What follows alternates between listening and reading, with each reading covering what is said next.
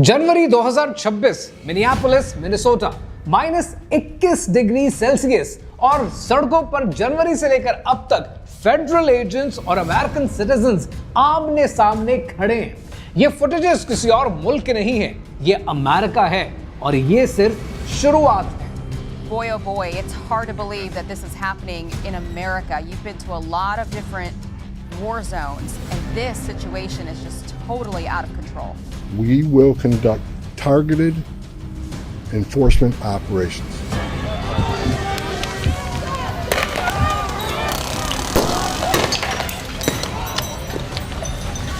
Alex pretty एक 37 साल का ICU nurse, American citizen, legal gun owner, 24 जनवरी 2026 को फेडरल इमिग्रेशन एजेंट्स ने उसे गोली मार दी। Multiple sources telling ABC News 2 federal officers involved in the killing of ICU nurse Alex Preddy are now off duty and on paid administrative leave. A Customs and Border Protection spokesperson says they have been on leave since Saturday, but that contradicts what Border Patrol Commander Greg Bavino told the public on Sunday. All agents that were involved in that scene are working, not in Minneapolis, but in other locations. That's for their safety. We asked about the discrepancy, but have not heard back. वो इस महीने के दूसरे American citizen हैं जो federal agents के हाथों मारे गए। पहली Renee Good. New details in the now infamous shooting of Renee Good. Newly released documents from the Minneapolis Fire Department reveal that 37-year-old Renee Good suffered at least 2 apparent gunshot wounds to the right chest, 1 apparent gunshot wound to the left forearm, and a possible gunshot wound to the head. Shame! 7 जनवरी को एक ही महीने में एक ही शहर में 2 American citizens.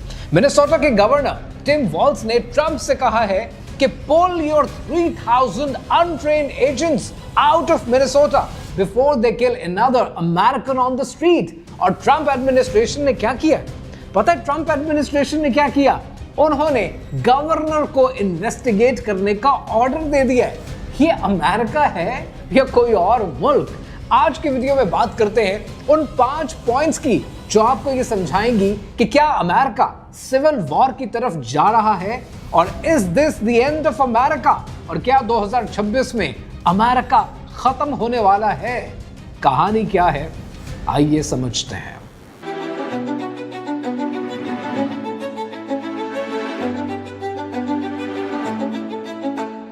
सबसे पहले point number 1 में ये समझते हैं कि अमेरिका के अंदर फेडरल और स्टेट का डायरेक्ट कन्फ्रंटेशन है क्या। जनवरी 2026 में ट्रंप एडमिनिस्ट्रेशन ने ऑपरेशन मेट्रो सर्च लॉन्च किया। 3000 से ज्यादा फेडरल एजेंट्स को, आइस को, बॉर्डर पेट्रोल को मिनेसोटा में डिप्लॉय कर दिया गया। अब यहां पर एक बात समझनी बड़ी जरूरी है, वो ये कि मिनेसोटा के अंदर मुश्किल से 2% से भी कम इलीगल इमिग्रेंट्स हैं, लेकिन अमेरिका के 10% इमिग्रेशन एजेंट्स को यहां भेज दिया गया। मिनेसोटा के मेयर जेकब फ्राई ने कहा है कि we have rolling bands of agents marching down the streets just looking for somebody who might be concerned. इसका मतलब क्या? इसका मतलब ये कि वो कह रहे हैं कि हमारी गलियों में आर्म्ड एजेंट्स घूम रहे हैं, दनाते हुए फिर रहे हैं और किसी भी इंसान को पकड़ते हैं जो उन्हें थोड़ा सा भी सस्पिशियस लगे। लेकिन ये भी शॉकिंग बात नहीं है। शॉकिंग बात यह है कि जब एलेक्स प्रेटी को गोली मारी गई तब मिनेसोटा के स्टेट इन्वेस्टिगेटर्स क्राइम सीन पर पहुंचे। उनके पास कोर्ट का वारंट भी मौजूद था, पर फेडरल एजेंट्स ने उन्हें ब्लॉक कर दिया। पीबीएस न्यूज ने कंफर्म किया है कि फेडरल एजेंट्स ने उन्हें ब्लॉक किया, शूटिंग सीन पर जाने से रोक दिया, जबकि उनके पास जुडिशियल वारंट भी मौजूद था। अब यहां समझने वाली बात क्या है? समझने वाली बात यह है कि फेडरल एजेंट्स ने स्टेट के कोर्ट के वारंट को इग्नोर कर दिया, और ऐसा अमेरिका के हिस्ट्री में पहले कब हुआ है? ऐसा हुआ है सन 1861 में, सिविल वॉर से पहले। मिनेसोटा के अटॉर्नी जनरल ने कहा है कि ice has likely violated more court orders in January 2026 than most federal agencies have violated in their entire existence। और रिस्पॉन्स डिपार्टमेंट ऑफ जस्टिस ने गवर्नर वॉल्स और मेयर फ्राई को इन्वेस्टिगेशन में शामिल कर दिया है, और उनके ऊपर चार्ज क्या है? Conspiracy to impede federal agents.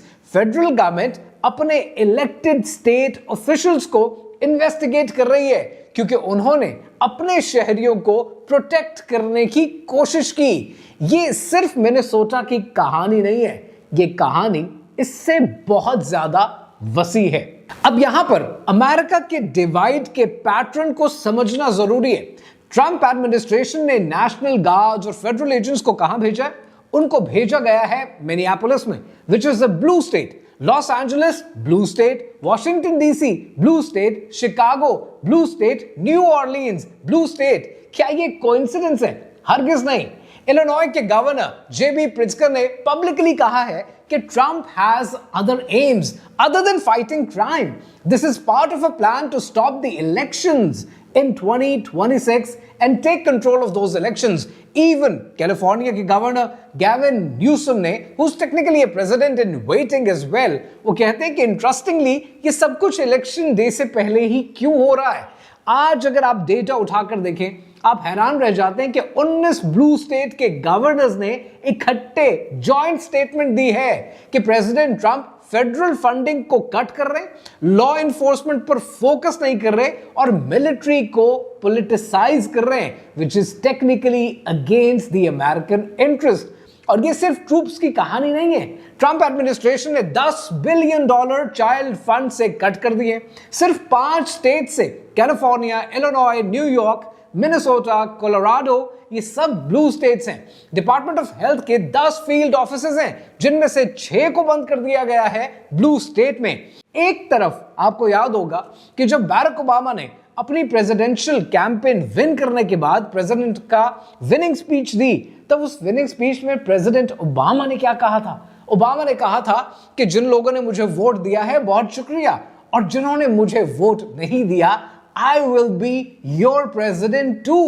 और दूसरी तरफ है डोनाल्ड ट्रंप, जो देखते हैं कि ऑपोजिशन का होल्ड कहां पर है, डेमोक्रेट्स कहां पर हैं, इनकी फंडिंग रोको, इनका सिलसिला रोको। ये क्या है? ये एक फेडरल गवर्नमेंट जो अपने ही मुल्क के आधे स्टेट्स को पनिश कर रही है क्योंकि वो ऑपोजिशन को वोट करते हैं। अमेरिका 2 हिस्सों में डिवाइड हो रहा है, लेकिन ये इंटरनल फाइट तब और भी डेंजरस हो जाती है जब बाहर से प्रेशर आने लगे। यहां पर एक सवाल है कि जब अमेरिका अपने ही अंदर लड़ रहा है तब बाकी दुनिया क्या कर रही है? अमेरिका का नेशनल डेट $38 ट्रिलियन क्रॉस कर रहा है। डेट टू जीडीपी रेशो 125% है और ये 10 साल पहले 100% पे थी।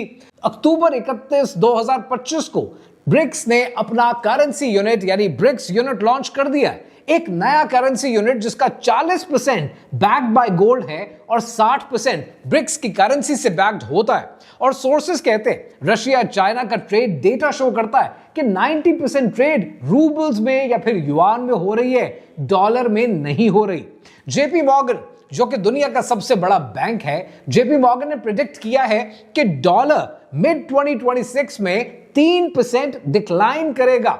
अब 3% छोटा नंबर है, ग्लोबल रिजर्व करेंसी के लिए ये मैसिव है। नवंबर 2025 में अफ्रीका का सबसे बड़ा बैंक स्टैंडर्ड बैंक वो चाइना के CIPS सिस्टम के साथ कनेक्ट हो चुका है। मतलब अफ्रीका अब चाइना के साथ डायरेक्टली ट्रेड करेगा, डॉलर की जरूरत ही नहीं। आप समझ रहे हैं क्या हो रहा है?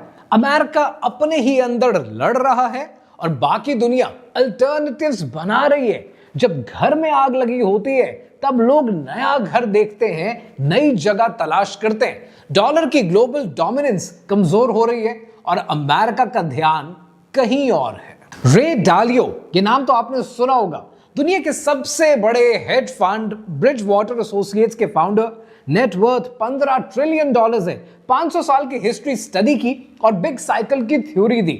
26 जनवरी 2026 यानी मिनियापोलिस शूटिंग के ठीक 2 दिन के बाद उन्होंने ट्विटर पे लिखा है, the United states is now a Tinder box. Tinder box का मतलब पता है क्या? एक डब्बा जिसमें कुछ लकड़ियां हो, एक चिंगारी और सब कुछ जलकर राख हो जाए।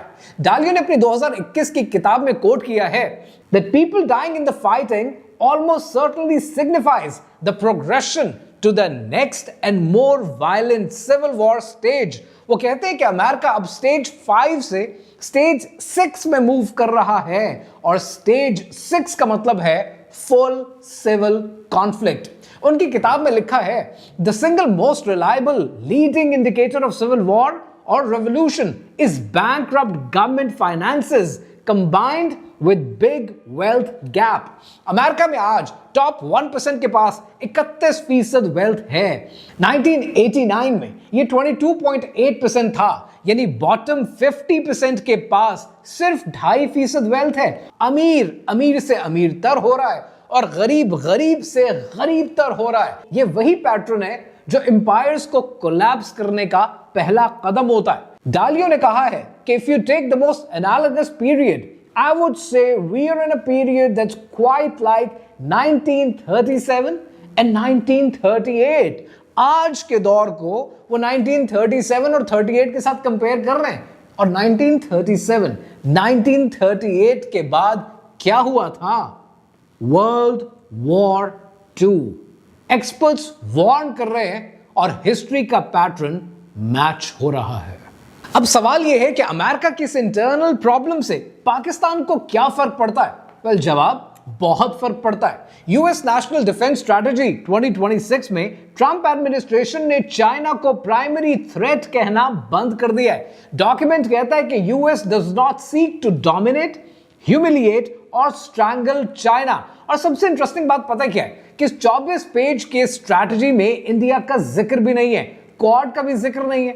और जनवरी 2026 में पाकिस्तान और चाइना ने सीपेक 2.0 लॉन्च किया है। फोकस है इंडस्ट्री, एग्रीकल्चर, माइनिंग और तालिबान कंट्रोल्ड अफगानिस्तान को भी शामिल करने की बात की जा रही है।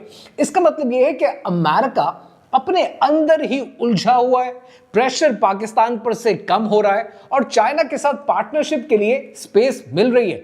लेकिन यह वार्निंग भी है कि जब एम्पायर कोलैप्स किया करती हैं तब केओस फैलता है। वेनेजुएला में ट्रंप ने क्या किया? मिलिट्री ऑपरेशन, मडूरो को कैप्चर किया, अमेरिका उठाकर ले आए।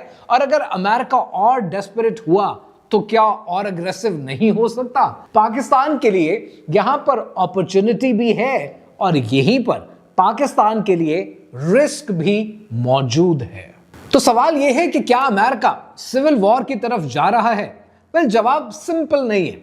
सिविल वॉर जैसी 1861 में हुई आर्मीज फेसिंग ईच अदर, शायद वैसे नहीं, बट कोल्ड सिविल वॉर वो तो ऑलरेडी शुरू हो चुकी है। Federal government versus state government, court के ऑर्डर्स इग्नोर किए जा रहे हैं, इलेक्टेड ऑफिशियल्स को इन्वेस्टिगेट किया जा रहा है अपने ही शहरियों की प्रोटेक्शन की वजह से, और अमेरिकन सिटीजंस को सड़कों पर मारा जा रहा है with the hands and by federal agents themselves.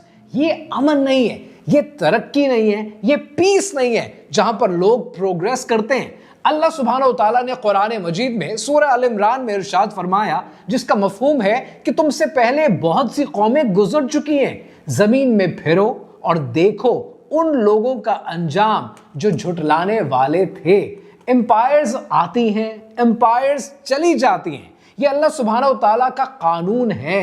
America के बारे में ये नहीं कहा जा सकता कि अमेरिका कल खत्म हो जाएगा, लेकिन जो लोग देख रहे हैं वो तारीख को भी देख रहे हैं और तारीख कभी गलत साबित नहीं होती, because history always repeats itself. नवंबर 2026 में अमेरिका के मिड टर्म इलेक्शंस हैं, वो डिसाइसिव होंगे और वो तयन करेंगे कि अमेरिका किस सिमत में जाएगा।